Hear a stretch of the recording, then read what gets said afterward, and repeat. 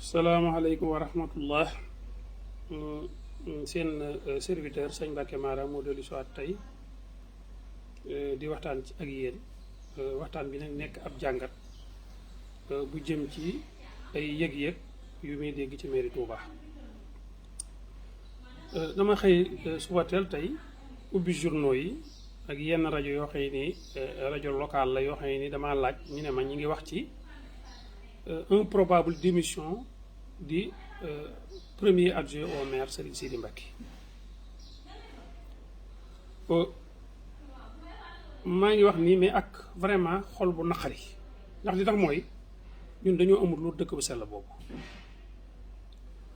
ñu gis ne un homme comme Sidi Mbacké très social, un homme consensuel nga xam ne bari na ay jafe-jafe yoo xam ne ni tey su amul ci mairie Touba loxoom mi ngi ci ñu xëy ñu ne vraiment il quitte le bateau. Man jàpp naa ne loolu wareef na cee jàngat ndax nit la koo xam ne noonu ma ko waxee Touba kenn ku ne xam ne am na amul syndicat waaye bari na tey lépp luy baree bari loo xam ne nii xewul ci mairie bi te ay loxoom mi ngi ci ñàkk gee xew. su ngeen xoolee collectivité locale Sénégal yépp ñu ngi grève ba mu des Touba parce que Touba ni mu demee la mu yàgg taxaw ci loolu muy nit koo xam ne itam yàgg na aux collectivités locales am session mu bàyyi fa session aux collectivités locales ñëw assister ci réunion mairie Touba. mairie Touba yàgg na mu am réunion ñu woo ko mu ne mi ngi Dakar ñu woo ko mu ñëw dugg ci mairie bi réunion taal otom dellu Dakar donc kooku nit ku am maanaa la waaye nag loolu lépp ba mboy itam di ko féliciter nag vraiment je le félicite de son courage parce que nit aussi su fekkee yàlla dafa dogal ñu am lu ñu la jox te lañ la jox xëy na mënoo koo doxale noonu continuer di jël privilège yi toog sa kër loolu aussi yóbbut am réew fenn loolu yóbbutum réew fenn yóbbut ab collectivité fenn kon courage bi mu am dem ba mu dee ak mu xam ne moom mënatut a dem mu ne damay baax kooku courage la parce que sénégalais amuñu culture boobu sénégalais culture bi ñu am mooy tant que yaa ngi am say privilège sa yoon nekkut ñu ci donc c'est un courage waaye nag courage boobu ba mu wéyee ba pare itam mu nekk benn problème bi nga xamee ne tey ñu ngi installé fii mairie Touba man taxaw naa fii wax leen ne leen il faut qu'on fasse attention ndax dañu ñëw indil ñu benn liste 17 adjoints au maire sëriñ bi nee na nii ñu defee ko ni ko sëriñ bi bëggee tey jii ku mel ne Sidi Mbacké déposé na demande de démission par convenance personnelle. léegi su fekkoon ci mairie bu normal la normalement dañ ko war a yóbbu ci bureau bi nga xam ne nii mooy bureau municipal bi ñu statuer ci yóbbu ko ci conseil bi joxe ci seen avis mais ñun heureusement ou malheureusement pour ñun li ñu yor xamuñu ba xam lu normal la wala lu normalu ndax ñun suñ ko indi woon tey ci conseil bi tey mënuñu ci statut parce que muy Sidi ak ña fa nekk ñëpp di 17 adjoints au maire kenn ci koo xam ne conseil bi moo la fa teg amu ci donc nit ki foo xam ne tegoo ko fa mënoo ko faa dindi kon loolu ça pose problème te Touba xam na ne moment bi ñu toll man je pense que du moment démission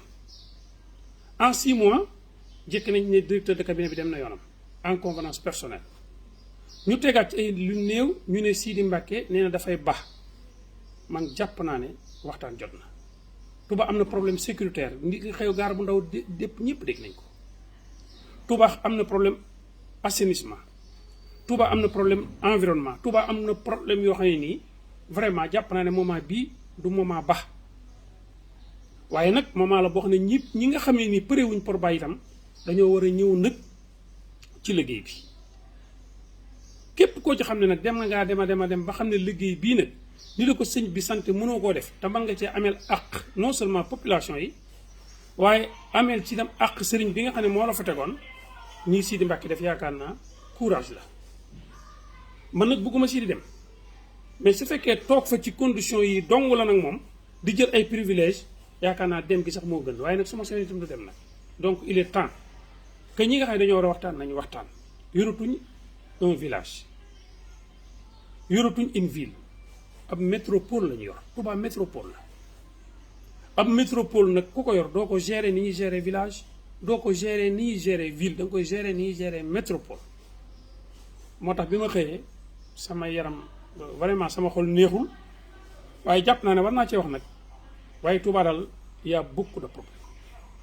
sur le plan sécuritaire gis nañ ne problème am na. dama koy wax toujours te je le répète soo demee Guédiawaye ñaata fa poste de police moo fa nekk ñaata commissariat moo fa nekk population ba fa nekk ak population Touba soriante wuñ soo ca boolee sax Pikine ñun ñaata poste de police lañ yor. donc jot na Touba wax naa ne Touba ku gérer Touba ku maîtriser Touba maîtriser réew mi